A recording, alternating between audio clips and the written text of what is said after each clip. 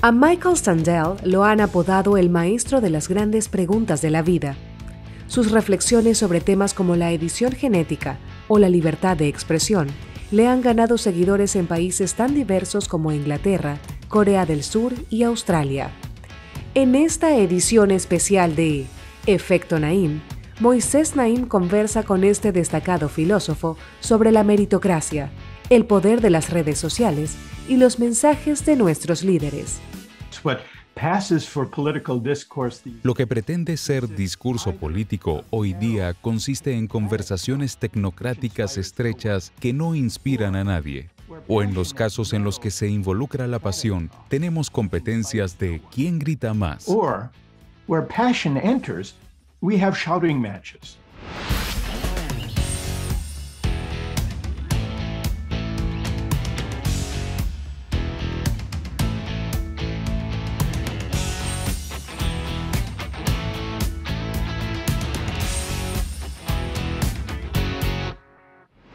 Bienvenidos, soy Moisés Naim desde Washington. Encantado de estar de nuevo con ustedes, como siempre.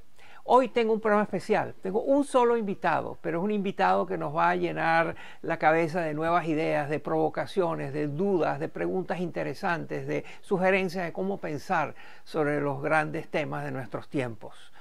Es alguien que ha sido llamado el maestro de las grandes preguntas de la vida, el filósofo vivo más relevante, un rockstar, el profesor que tiene la fama de un rockstar. Él es profesor de la Universidad de Harvard, se llama Michael Sandel, es un filósofo. Sus cursos en la universidad se llenan y tiene miles de estudiantes. Su presencia es buscada en todas partes del mundo, todos quieren oírlo.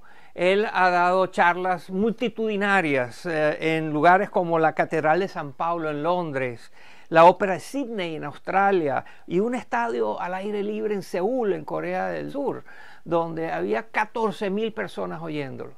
Tiene un libro que acaba de sacar donde denuncia la meritocracia, esa idea de que el mérito es lo que define a los ganadores, a los que llegan arriba. Y la meritocracia, según Sandel, contribuye de manera significativa a la desigualdad, a la marginalización, a la inequidad. Sobre todos estos temas voy a conversar con el profesor Michael Sandel a continuación. Bienvenido, Michael. Es un placer tenerte con nosotros en este programa. Tú haces preguntas que parecen sencillas, pero que tienen repercusiones e implicaciones gigantescas. Una de las preguntas que haces es si los padres tienen derecho a diseñar a sus bebés a través de las tecnologías modernas de ingeniería biológica genética.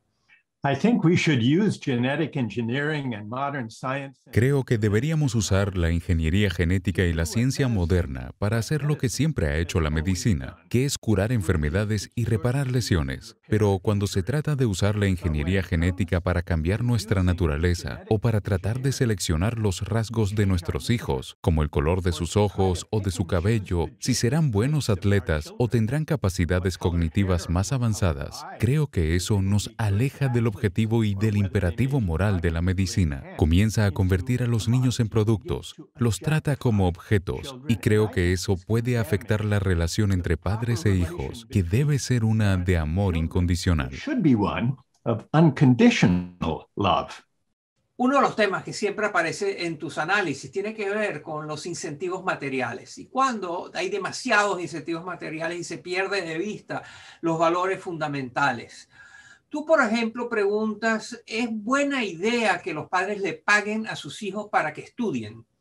¿O le den un premio en dinero si sacan buenas notas? Explícanos por qué esa es una pregunta pequeña de consecuencias grandes.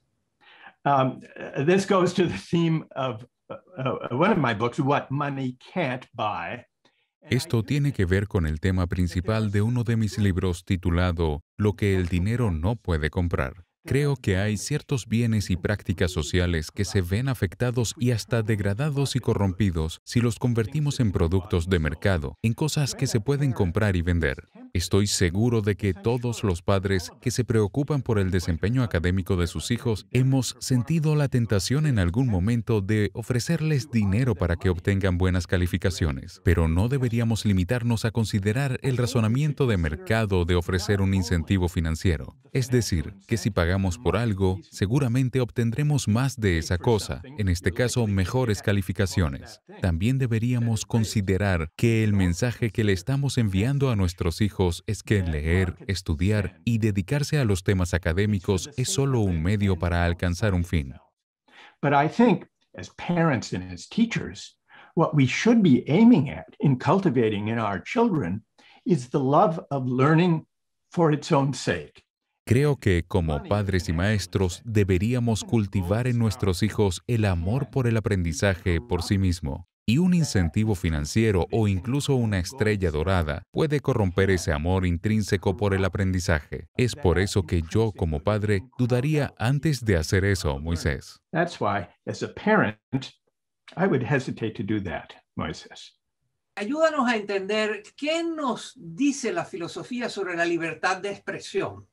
Recientemente se desató un importante debate cuando Twitter y Facebook decidieron bloquear las cuentas del entonces presidente Donald Trump y todavía las tienen bloqueadas.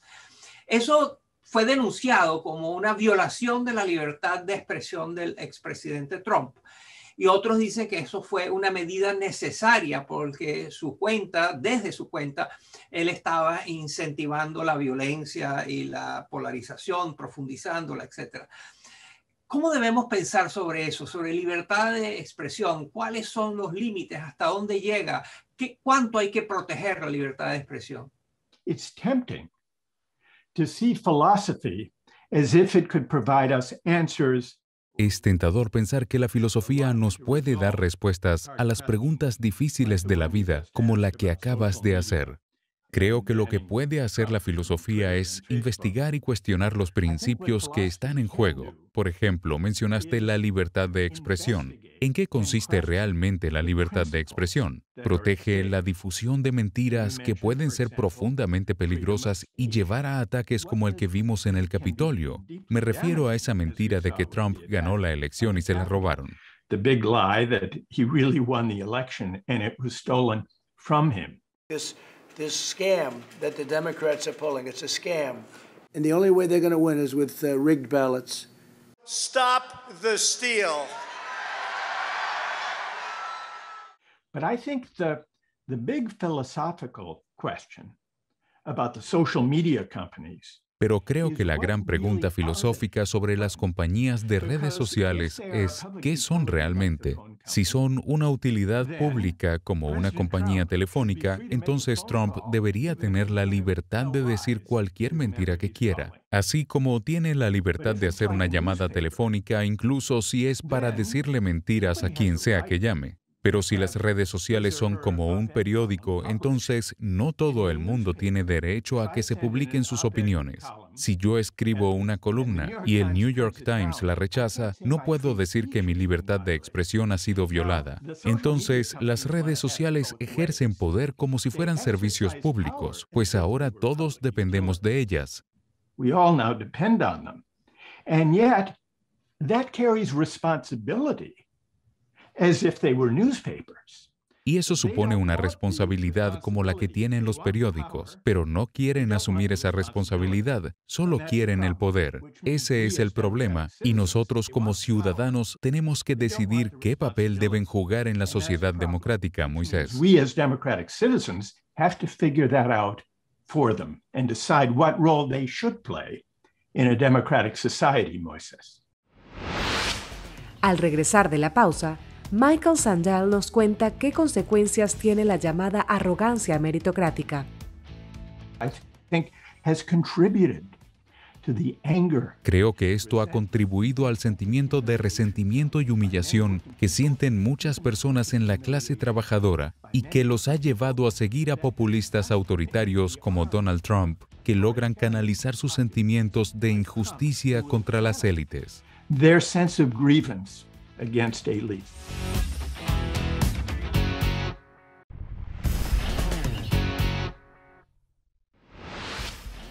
Continuamos con esta edición especial de Efecto Naim con el filósofo estadounidense Michael Sandel.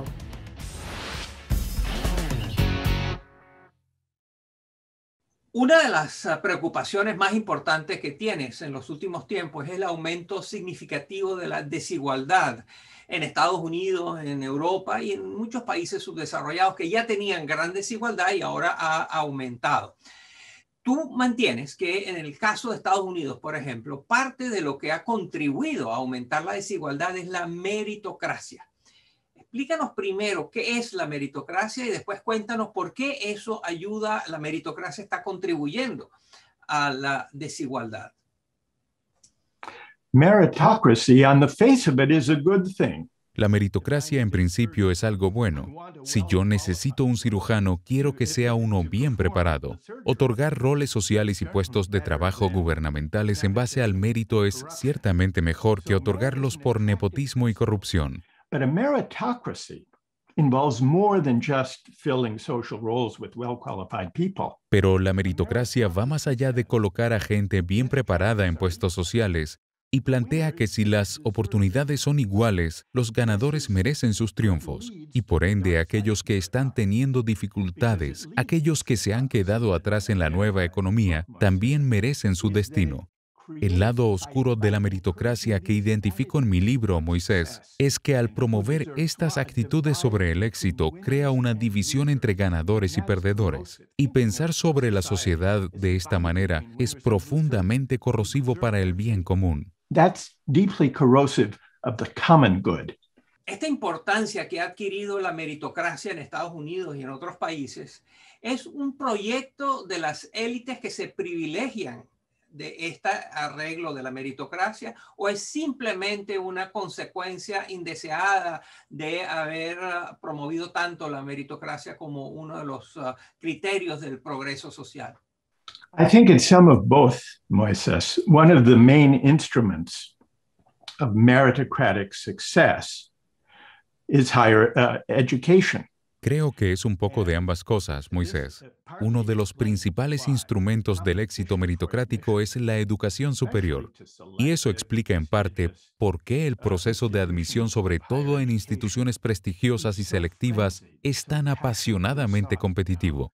We have turned universities into arbiters of opportunity for market-driven meritocratic societies. Hemos convertido a las universidades en los árbitros de las oportunidades en las sociedades meritocráticas y orientadas hacia el libre mercado. Les hemos asignado la tarea de definir el mérito y, por lo tanto, de otorgar el tipo de credenciales académicas que una sociedad meritocrática premia no solo con ingresos, sino con honor social, respeto y estima. Debemos recordar que, si bien la educación es importante por sí misma, la mayoría de la gente no tiene un título universitario. Así que si simplemente le decimos a las personas que se enfrentan a salarios estancados y al desempleo, que la solución a sus problemas es ir a la universidad, esto deja fuera a la mayoría de la gente. 2/3 de los estadounidenses no tienen títulos universitarios, y la cifra es similar en Europa y en la mayoría de los países democráticos.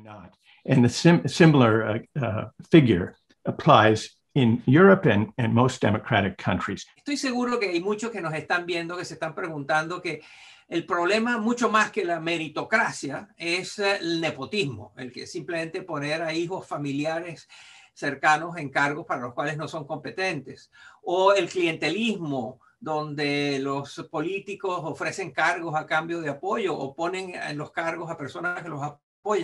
En América Latina y en muchos países menos desarrollados o hasta países desarrollados como Italia, por ejemplo, la meritocracia no es tan importante. Importa el nepotismo, importa el compadrazgo, importa los tratos políticos, etc. ¿Cómo ve usted eso? I make no defense of nepotism and patronage and corruption. No defiendo el nepotismo, el clientelismo ni la corrupción. Pero lo que sí sugiero es que la alternativa no debería ser una noción de la meritocracia tan absoluta que no solo otorga puestos de trabajos en base a las cualificaciones del individuo, sino que también lleva a los exitosos a creer que su éxito se debe únicamente a sus propios esfuerzos y que merecen todos los beneficios que resulten de ello. What I call meritocratic hubris. The hubris that leads us to forget the role of luck and good fortune that helped us on our way. Es lo que llamo la arrogancia meritocrática, que nos hace olvidar el rol de la suerte en nuestras vidas y el rol que tuvieron nuestras familias, los maestros, la comunidad, el país donde vivimos y los tiempos que vivimos en nuestro éxito. Creo que esto ha contribuido al sentimiento de resentimiento y humillación que sienten muchas personas en la clase trabajadora y que los ha llevado a seguir a populistas autoritarios como Donald Trump, que logran canalizar sus sentimientos de injusticia contra las élites. Populists like Trump who will channel their sense of grievance against elites.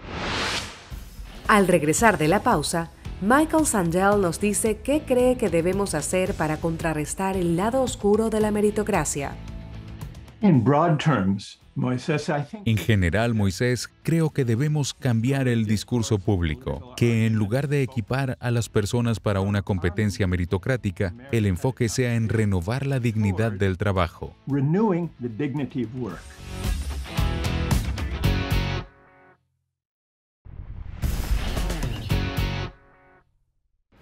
Esta es una edición especial de Efecto Naim, con el reconocido filósofo Michael Sandel. Todo esto nos trae la gran pregunta, Michael. ¿Qué propones? O sea, tú has diagnosticado un problema que sientes que es muy importante, que está contribuyendo a cosas muy negativas en la sociedad, como un aumento de la desigualdad. ¿Qué hay que hacer? ¿Qué propones? In broad terms, Moises, I think we should shift.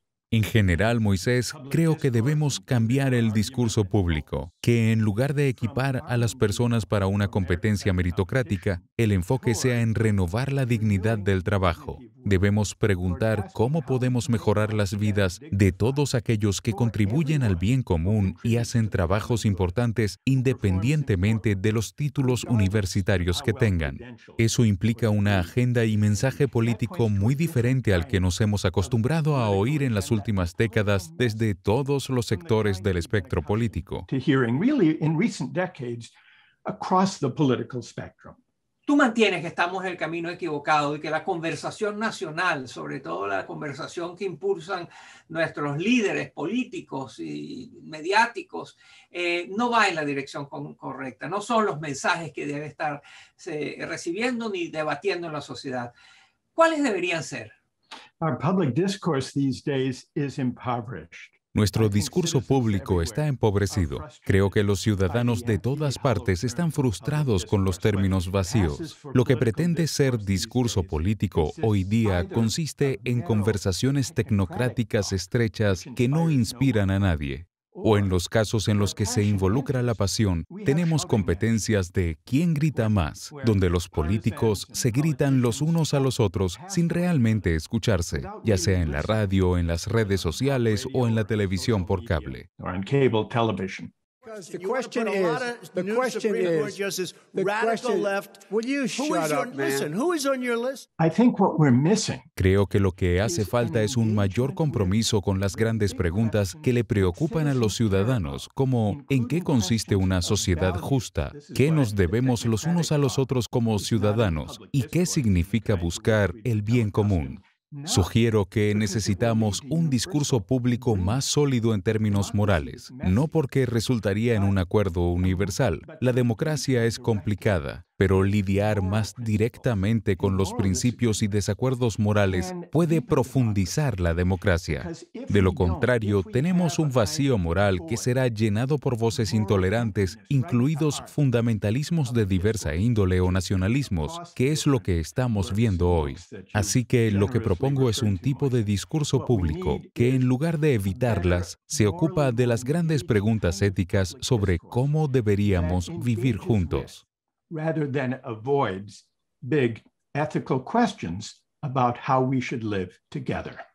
Tu respuesta acerca de qué es lo que hay que hacer es casi que un movimiento social, es movernos hacia la dignidad, es movernos hacia el respeto por la gente, es la disminución de la desigualdad, de la marginalización. Pero tú identificas un área muy específica en el caso de Estados Unidos en que se podría hacer algo, que tiene que ver con las universidades y sus procesos de admisión, la manera como seleccionan a los estudiantes y por lo tanto les dan el privilegio y la oportunidad de estudiar allí. Tú tienes una propuesta alternativa.